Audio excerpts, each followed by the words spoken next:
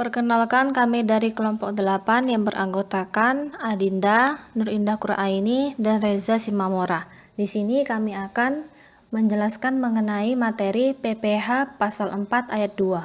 PPh final atas bunga deposito dan tabungan serta diskonto sertifikat Bank Indonesia. Yang pertama, deposito. Deposito ini bisa dengan nama dan dalam bentuk apapun, termasuk deposito berjangka, sertifikat deposito, dan deposit on call, baik dalam mata uang rupiah maupun dalam mata uang asing yang ditempatkan pada atau diterbitkan oleh bank. Yang kedua, tabungan, yaitu simpanan pada bank dengan nama apapun, termasuk giro yang penarikannya dilakukan menurut syarat-syarat tertentu yang ditetapkan oleh masing-masing bank.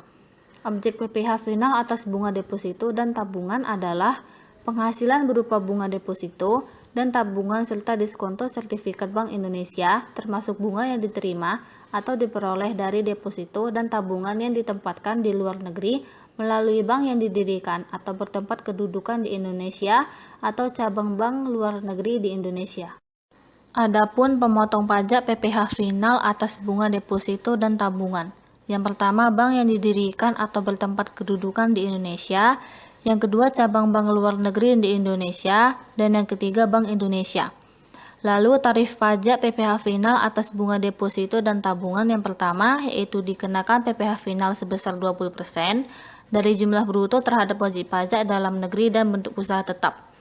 Yang kedua, dikenakan PPh final sebesar 20% dari jumlah bruto atau dengan tarif berdasarkan perjanjian penghindaran pajak berganda yang berlaku terhadap wajib pajak luar negeri. Adapun pengecualian dari pemotongan PPh final atas bunga deposito dan tabungan. Yang pertama, bunga deposito dan tabungan serta diskonto sertifikat Bank Indonesia. Sepanjang jumlah deposito dan tabungan serta sertifikat Bank Indonesia tersebut tidak melebihi dari Rp7.500.000 dan bukan merupakan jumlah yang dipecah-pecah. Yang kedua, bunga deposito dan tabungan serta diskonto sertifikat Bank Indonesia yang diterima atau diperoleh dari dana pensiun yang pendiriannya telah disahkan oleh Menteri Keuangan dan sepanjang dananya itu diperoleh dari sumber pendapatan. Yang ketiga, bunga dan diskonto yang diterima atau diperoleh bank yang didirikan di Indonesia atau cabang bank luar negeri di Indonesia. Yang keempat, bunga tabungan pada bank yang ditunjuk pemerintah dalam rangka pemilikan rumah sederhana dan sangat sederhana, Kefling siap bangun untuk rumah sederhana dan sangat sederhana, atau rumah susun sederhana sesuai dengan ketentuan yang berlaku untuk dihuni. Yang kelima, orang pribadi atau subjek pajak dalam negeri yang seluruh penghasilannya dalam 1 tahun pajak termasuk bunga dan diskonto tidak memiliki penghasilan tidak kena pajak. PPh final atas bunga obligasi. Bunga obligasi adalah imbalan yang diterima atau diperoleh pemegang obligasi dalam bentuk bunga dan atau diskonto. Obligasi adalah surat utang dan surat utang negara yang berjangka waktu lebih dari 12 bulan. Objek pajak PPh final atas bunga obligasi yang pertama yaitu obligasi, yang kedua surat utang negara, yaitu surat berharga yang berupa surat pengakuan utang, baik dalam mata uang rupiah maupun valuta asing, yang dijamin pembayaran bunga dan pokoknya oleh negara RI sesuai dengan masa berlakunya. Dan yang ketiga adalah bunga obligasi. Pemotongan PPh final atas bunga obligasi ini dilakukan oleh penerbit obligasi atau emiten atau kustodian selaku agen pembayaran.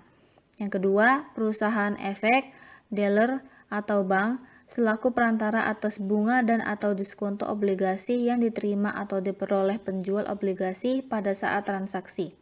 Dan yang ketiga dilakukan oleh perusahaan efek, dealer, bank, dana pensiun, dan reksadana selaku pembeli obligasi langsung tanpa melalui perantara atas bunga dan atau diskonto obligasi yang diterima atau diperoleh penjual obligasi pada saat transaksi.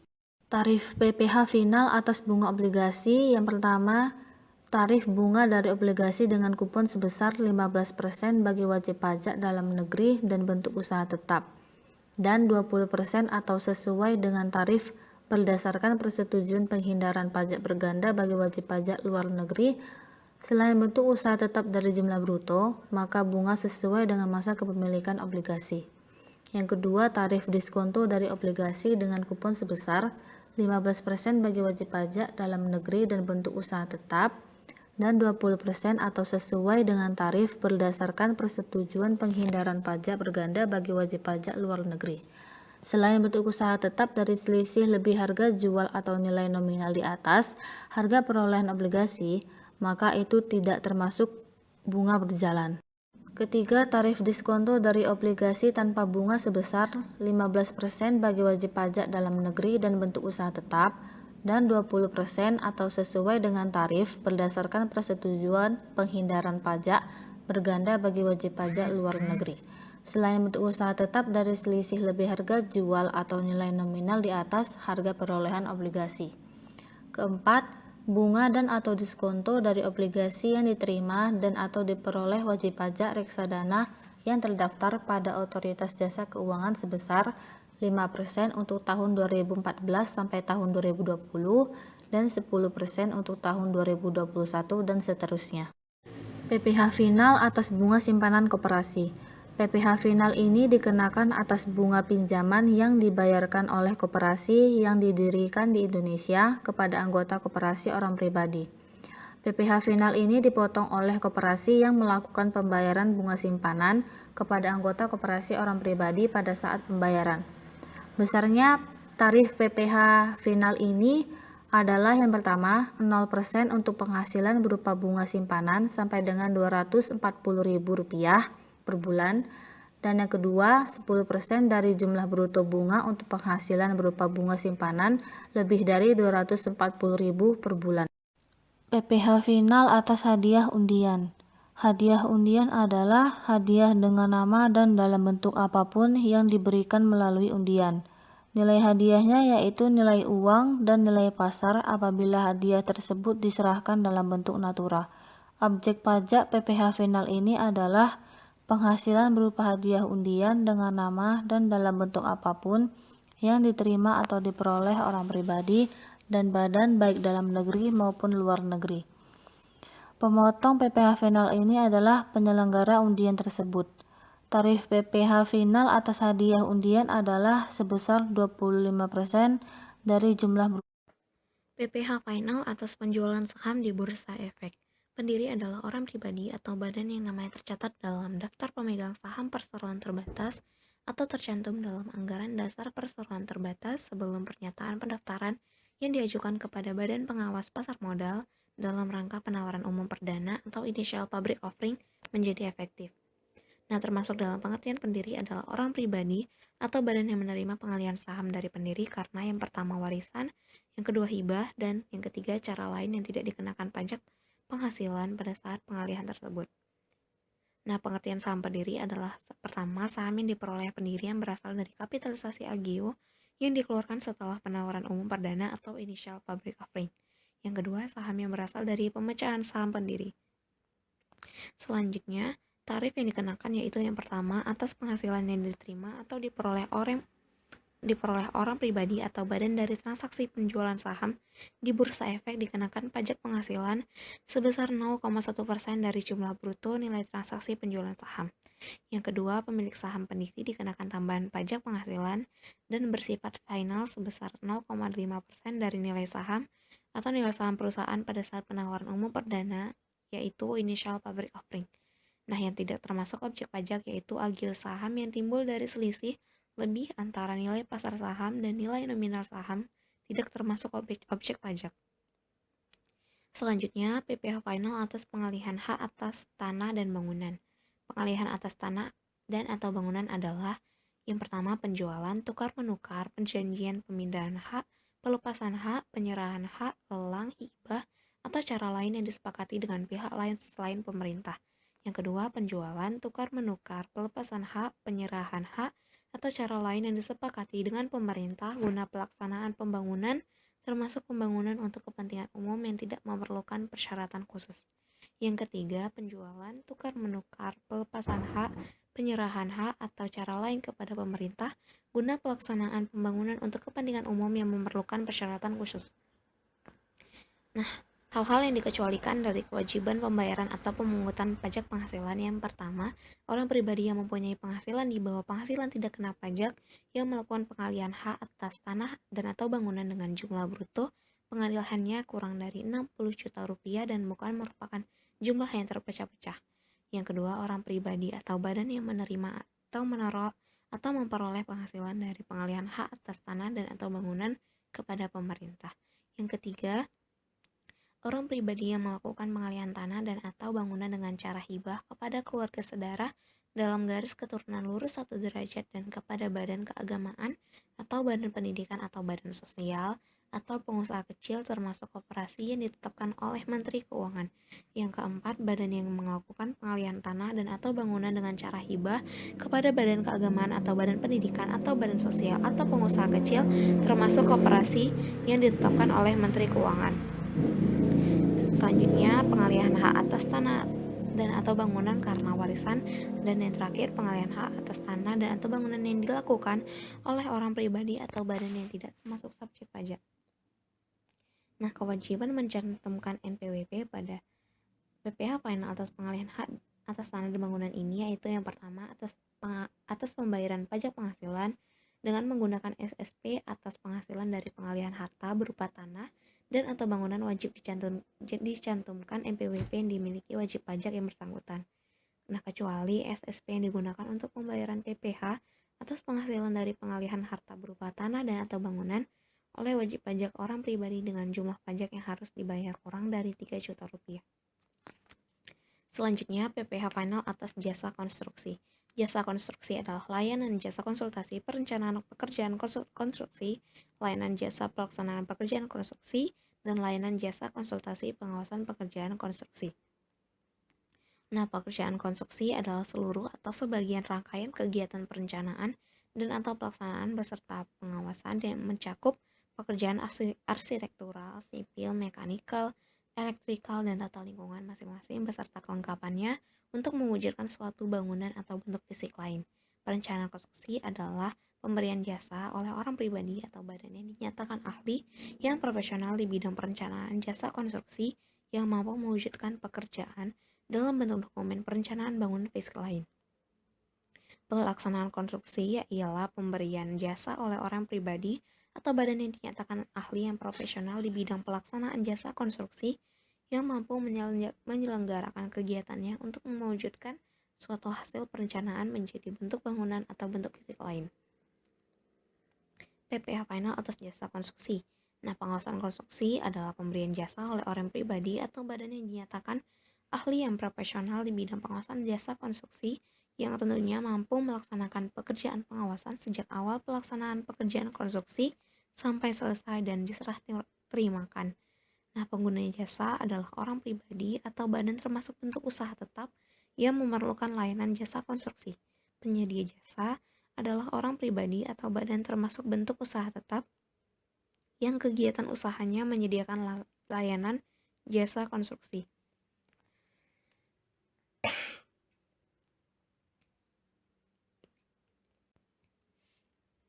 Yang terakhir, nilai kontrak jasa konstruksi adalah nilai yang tercantum dalam satu kontrak jasa konstruksi secara keseluruhan.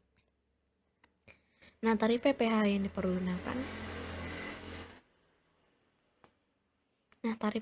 dipergunakan dalam PPh final atas jasa konstruksi ialah yang pertama, 2% untuk pelaksanaan konstruksi yang dilakukan oleh penyedia jasa yang memiliki kualifikasi usaha kecil. Yang kedua, 4% untuk pelaksanaan konstruksi yang dilakukan oleh penyedia jasa yang tidak memiliki kualifikasi usaha. Yang ketiga, 3% untuk pelaksanaan konstruksi yang dilakukan oleh penyedia jasa selain penyedia jasa sebagaimana dimaksud dalam huruf A dan huruf B. Yang keempat, 4% untuk perencanaan konstruksi atau pengawasan konstruksi yang dilakukan oleh penyedia jasa yang memiliki kualifikasi usaha.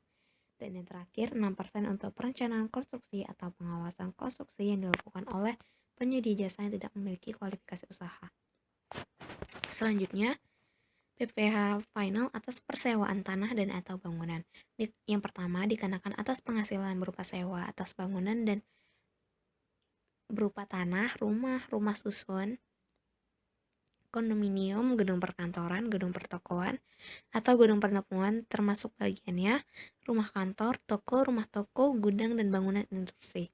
Yang kedua, pemotong PPh pasal 4 ayat 2. Apabila penyewa adalah badan pemerintah, subjek pajak badan dalam negeri, penyelenggara kegiatan, bentuk usaha tetap, kerjasama operasi, perwakilan perusahaan luar negeri lainnya, dan orang pribadi yang ditetapkan oleh Direktur Jenderal Pajak, pajak penghasilan yang terutang wajib dipotong oleh penyewa.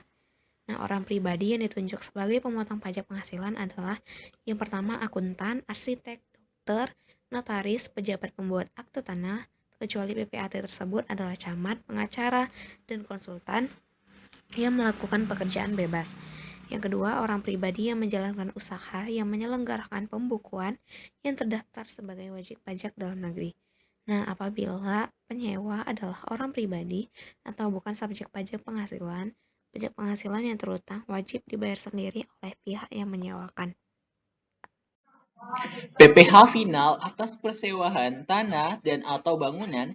Yang ketiganya itu ada besarnya pajak penghasilan yang terutang bagi wajib pajak orang pribadi maupun wajib pajak badan yang menerima atau memperoleh penghasilan dari persewaan tanah dan atau bangunan dengan perjanjian persewaan adalah 10% dari jumlah bruto nilai persewaan tanah dan atau bangunan dan bersifat final.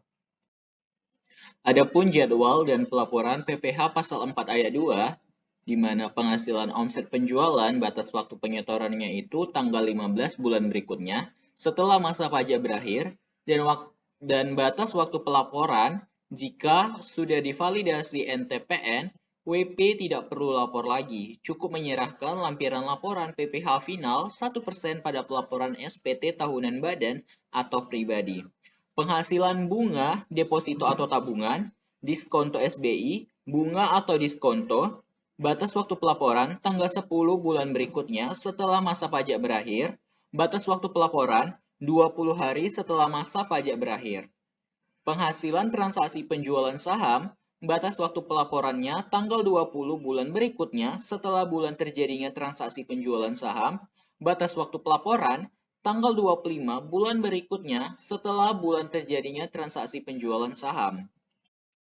Penghasilan hadiah undian, batas waktu penyetoran tanggal 10 bulan berikutnya setelah bulan saat terungkapnya pajak, batas waktu pelaporan 20 hari setelah masa pajak berakhir, penghasilan persewaan tanah dan atau bangunan, batas waktu pelaporannya tanggal 10 bagi pemotong pajak atau tanggal 15 bagi WP pengusaha persewaan dan bulan berikutnya setelah masa pajak berakhir, batas waktu pelaporan 20 hari setelah masa pajak berakhir. Penghasilan jasa konstruksi, batas waktu penyetoran tanggal 10 bagi pemotong pajak dan tanggal 15 bagi WP jasa konstruksi, bulan berikutnya setelah masa pajak berakhir, dan batas waktu pelaporannya 20 hari setelah masa pajak berakhir. Adapun contoh soal perhitungan PPh, yang pertama di sini adalah contoh perhitungan dari bunga deposito. Nah, soalnya Aditya menyimpan uang di bank ABC dalam bentuk deposito sebesar 100 juta dengan tingkat bunga 12% per tahun atas deposito tersebut. Aditya menerima bunga setiap bulan sebesar 1 juta. Berapa besaran pajak yang harus dibayar atas bunga deposito Aditya? Nah, jawabannya adalah PPh pasal 4 ayat 2 yang dipotong bank ABC adalah 20% dikalikan dengan 1 juta, hasilnya adalah 200.000 rupiah. 20% ini adalah ketentuan dari PPh pasal 4 ayat 2 atas bunga dan pajak deposito per tahunnya, maka diketahui 200.000 dikali 12 bulan hasilnya adalah 2.400.000. Nah, selanjutnya ada perhitungan soal tabungan. Nah, soalnya adalah Alicia K memiliki tabungan di bank Money Talk Indonesia dengan saldo rata-rata bulan Juni 2017 adalah 450 juta. Bunga yang diberikan oleh Bank Money Talk Indonesia adalah 9%-nya per tahun.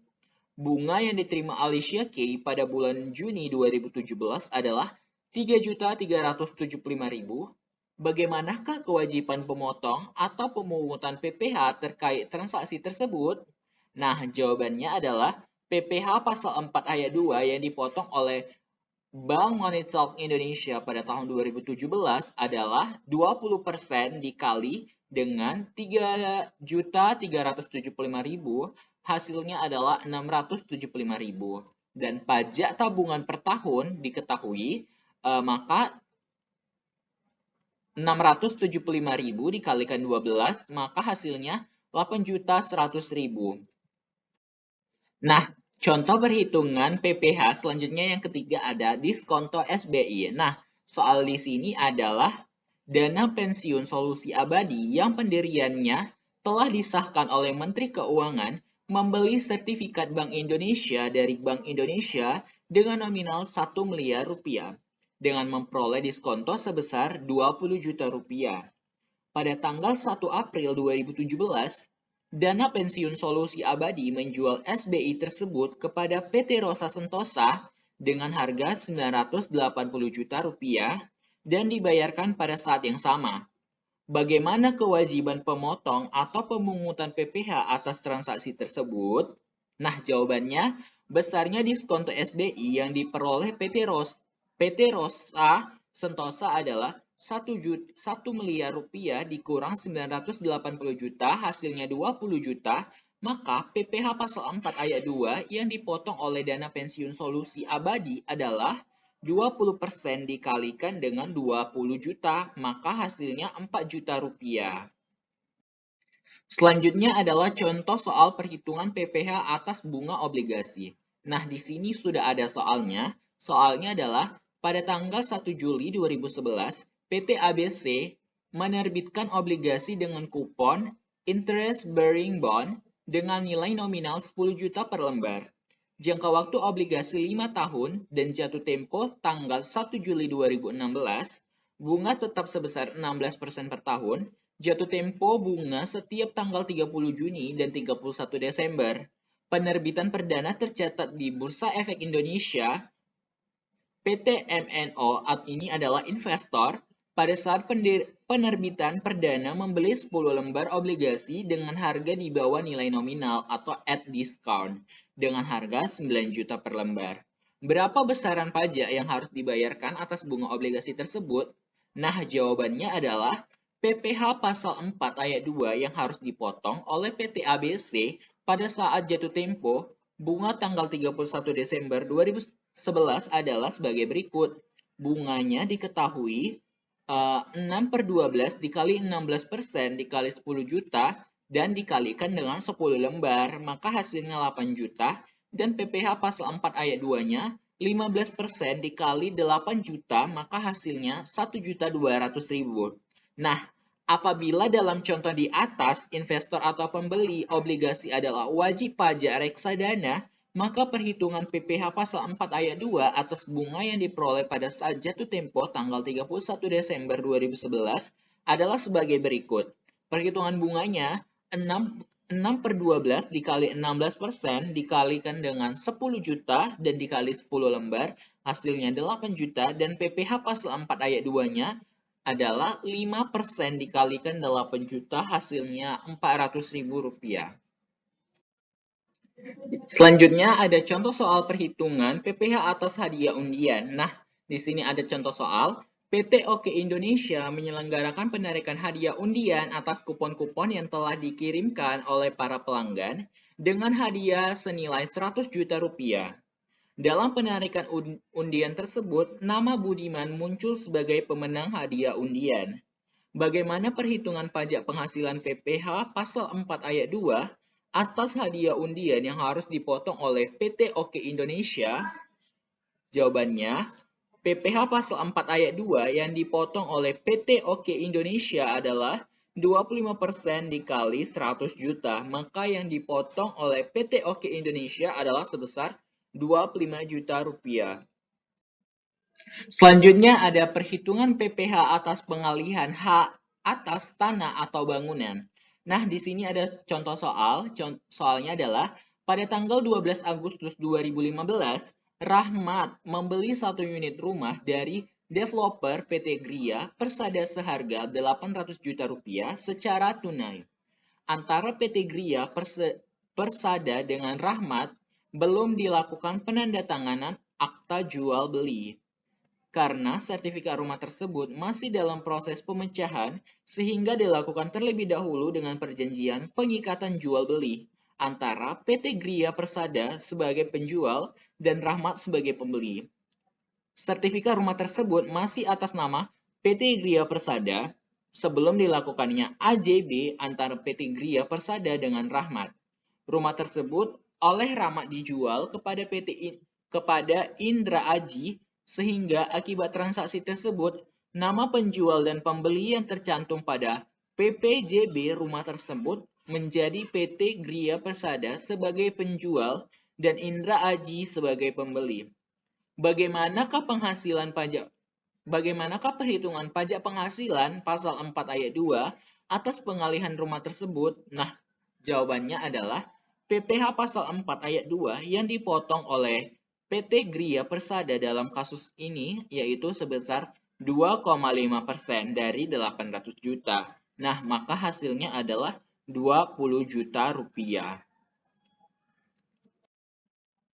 Soal selanjutnya ada kasus pajak atas usaha jasa konstruksi.